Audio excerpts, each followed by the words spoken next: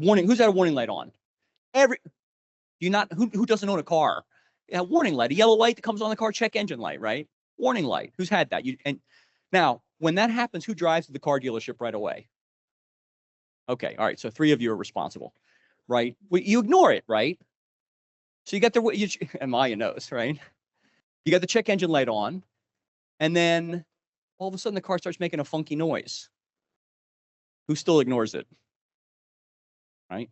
Come on, yeah. I know my wife does. She has to be honest because I know her answer, right? Then it starts making a shimmy. Who still ignores it, right? Then the car dies. Well, it's time to get it towed to the dealer, right? Or to the mechanic.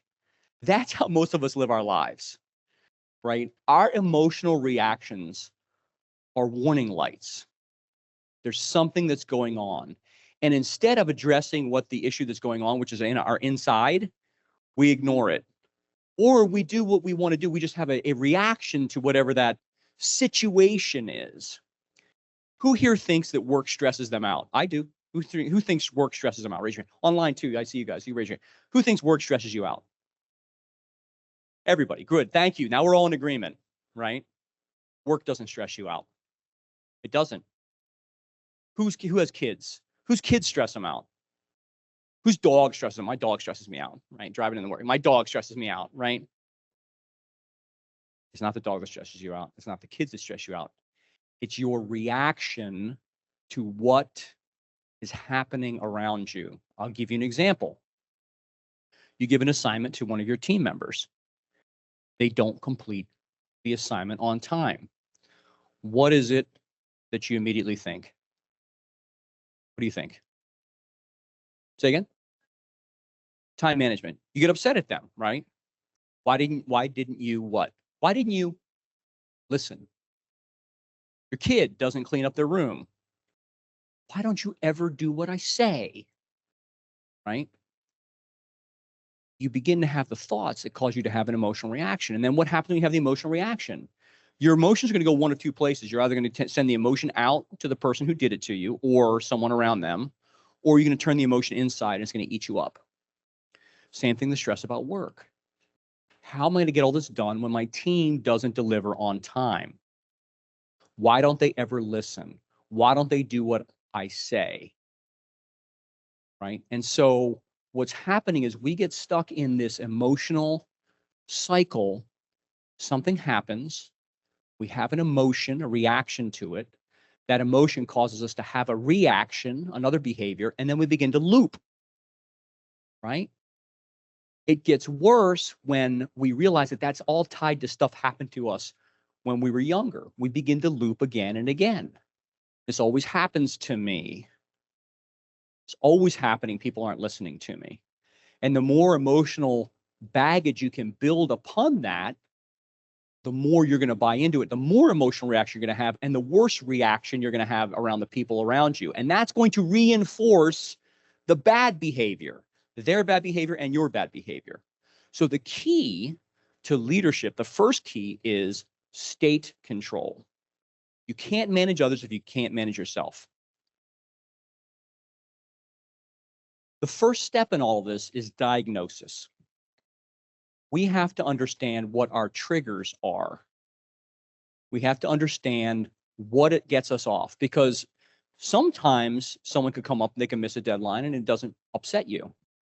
And then sometimes somebody else misses the same deadline and you get pissed. Why is that? Why is that? Let's get a little group feedback. Why do you think that is? Go ahead, Elvira. You hold them to a different standard? Well, let's start with ourselves. One of the things I want us all to focus on right now is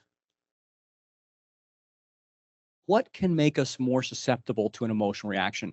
The only thing we can control is what? Ourselves. So from now on, let's not focus on any of the stuff that's happening around us. Let's not focus on underperformance of the team members. Let's not focus on the clients. Let's not focus on anything. Let's just focus on us. So when I ask a question, let's ask a question of us, right? What could happen that could make you more susceptible to being triggered by something that happens?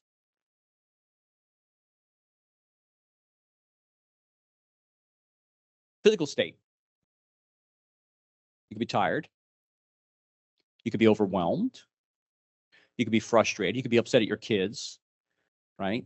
There could be a whole bunch of things that are already leading you up to having an uncontrolled reaction in that moment, right? How many times do you yell at somebody, not because of what they did, but because of something that happened right before? And then you go into the meeting with them and they give you something. You're like, what the hell? I told you this 10 times, but you're really upset about what just happened in the hallway before the meeting, right?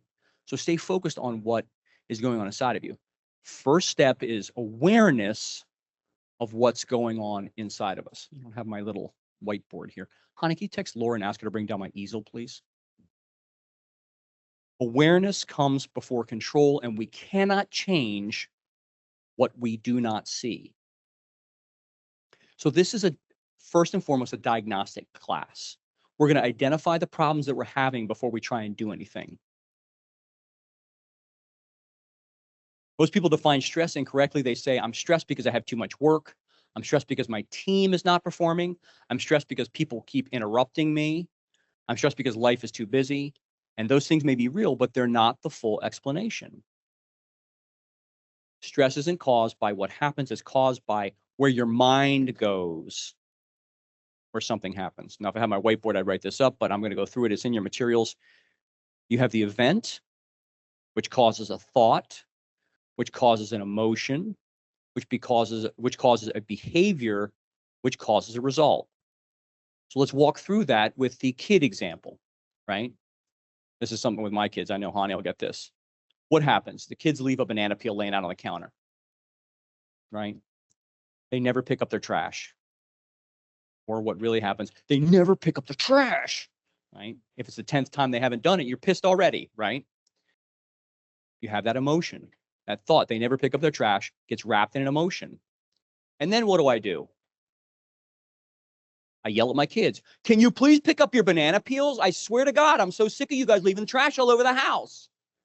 Then what happens? Do they pick up the banana peel? Or do they cry and melt down? They cry and melt down. That was not the behavior I was trying to encourage, right? And then now my kids are traumatized. So the next time it's going to happen, then it's going to be, do you think they're going to pick up the banana peel next time? Probably not, because I haven't installed a new behavior in them. I haven't installed a new behavior in myself. I'm just going to yell and escalate. I don't want to bust my wife too badly, but there are times when my kids do something wrong. My wife yells at them and they start crying. And I say to her while I'm driving, how did that go? They're crying in the back, melting down. Was that your desired result? Right? But it's the state control. We didn't take control of our state when we're yelling at the kids. Again, this is in your materials. I'll come back to it in a minute. So let's say someone in your team misses a deadline. That's the event. Your inner thought might be what? What are some thoughts you may have when they miss a deadline? Kiana, what are the thoughts they have when they miss a deadline? I'm going to call people out now. Like, you guys have a chance. What's the thought you may have when they miss a deadline? Yeah, what do you think? They don't care? Yeah, turn on the mics. You go ahead and turn on the mics, leave them on. What's your thought? That they don't care. They don't care. Do you think they really don't care? No, but it's the first thing that crosses my mind. Right. And how does that make you feel? It aggravates me. Aggravates you. That's a really nice way to say it. Pisses you off. I was gonna say that, but You can say that. put in it pisses me off. Pisses you off, right? Then what do you do when you're pissed off? What don't I do? Well, what's your reaction? There's different reactions. We'll go through all the reactions you could have. What's your reaction? I shut down. So You shut down. Want anyone to come near me. I don't want anyone to talk to me when I'm pissed off. So I send a message in the chat that I'm blocked off right now, so no one to bother me right now because I'm aggravated. Okay. How's that work for you when you have to shut down and don't do anything, right? Are you still productive when you're shut down? Not on like on my own things, yes, but not on like if I have to help them, that's where I'm not productive because I'm shutting down. Okay. All right. So what are the possible reactions? So withdrawing, that's withdraw. What are some of the other ways we could deal with it? Amalia, what do you do when somebody misses a deadline? You get angry, and then what do you do? After I get angry? Yeah. I'll probably say something like, "This is unacceptable." That's the positive answer. What do you do when you're triggered? I confront people. What's that? I don't withdraw. You don't withdraw. I know. That's No, why I'm asking you. I know what you do. I confront. Yes. You confront, but you jump in and bail them out. When your team is falling down, you rescue. Right? Sometimes. Sometimes. Rescuer, right? Who are the rescuers here? I'm a rescuer. I jump in and do the job, right? Who are the withdrawers? Like, I just can't deal with you now. Kiana, raise your hand. Raise them up high. Oh, my wife. Yes, absolutely. Ashley. Giselle. All right. So we got withdrawing. We've got rescuing. What are some other ways that we can deal with it? Where are my control freaks? Okay, what do you do when you control freaks? What do you do, Angie? What's that? She wants a scenario. Like somebody just didn't do their job. What do you do? They like, I don't know how to do my job. Now that's an invitation to a rescuer. I don't know how to do this, right? I go in and I do it for them. Okay, that's a rescuer, but you can also micromanage them, right? Oh, You don't yeah. do it for them, but you give them, you break it down step by step. Now come back and see me when you do this. Now come back and see me when you do this. Come back and see me after you do this. My wife does that too. Yeah, She I do the micromanages. please advise when completed. Hey, why is this not completed after like 30 minutes? Right. Micromanaging. That's another reaction. Now, where's the snappers? I'm a snapper. Who snaps? My wife snaps. Yeah, she does snap. Who are the snappers? You snap to Amalia, snaps at somebody. Kiana snaps at somebody, right? Snappers. So snapping, micromanaging, withdrawing, or rescuing. That's generally the range of things that we do when we're having an emotional reaction to a situation. And by the way, it could be that situation could just trigger you. It may have been the situation that happened an hour ago that you're still pissed about, right? Who gets triggered in the morning when you're driving into work thinking about something that happened yesterday? Right? Yeah. Song comes on the radio. That reminds me of that so-and-so who didn't miss the deadline. Damn it, they never listen. And then you're already triggered. Looping, right? I got to get in there and tell them how to do it, micromanaging. Man, I'm going to give those people a piece of my mind when I get in there. Snapping. I'm just going to let that guy go. I'm not going to talk to him anymore. Withdrawing, right? I got to do it because nobody else is going to do it. Rescuing, right? And each of those times, that's not effective because as managers, you're working through other people. If you have to go in and do the job, you're doing work that you shouldn't be doing. They're not doing the work they should be doing, and you're wasting your time and your resources. No manager should be doing the work themselves unless it's things like running dashboards and whatnot. You're not supposed to be doing the jobs of your direct reports. You should be helping them do those jobs, encouraging them, managing them to do those jobs, right? Has everybody identified what their go-to reaction or reactions are in the moment of an emotional confrontation? Do we all know what we are? Because the point of today's class is awareness. I'm not going to change anything today, but you can't change something until you can see it. Does anybody not see what their reaction is? At least one or two reactions in stressful situations. Elizabeth, what are you?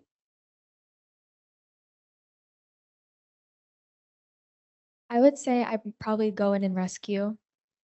You're a rescuer, I okay. think so. Yeah. And a withdrawer.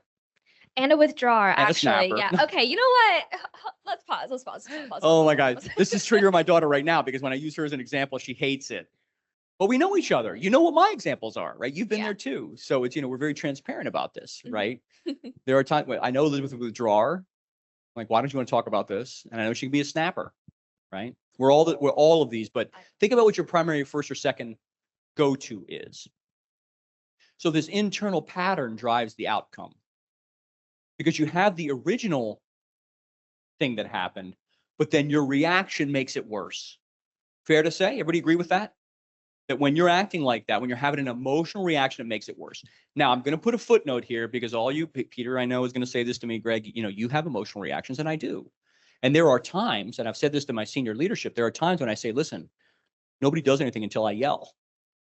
This happened, right? Right, Peter? Right? I've yelled at you. I wish I could say I never yelled. And I was very proud I didn't yell. And then I started counting the times that I've yelled. And once I got over 5 in the last couple of years, I'm like, I can't say I don't yell anymore.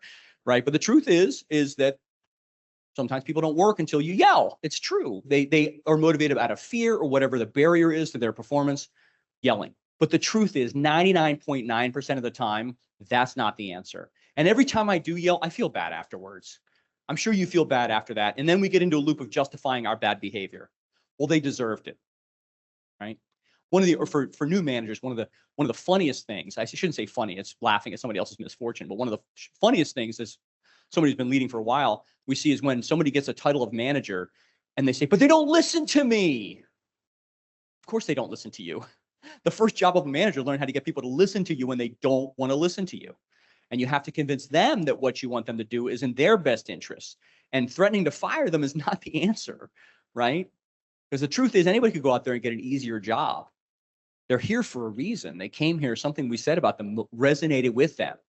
We got to convince them that they want to do the job that we want them to do, that we're aligned in those things. And the better way to do that is by maintaining our state.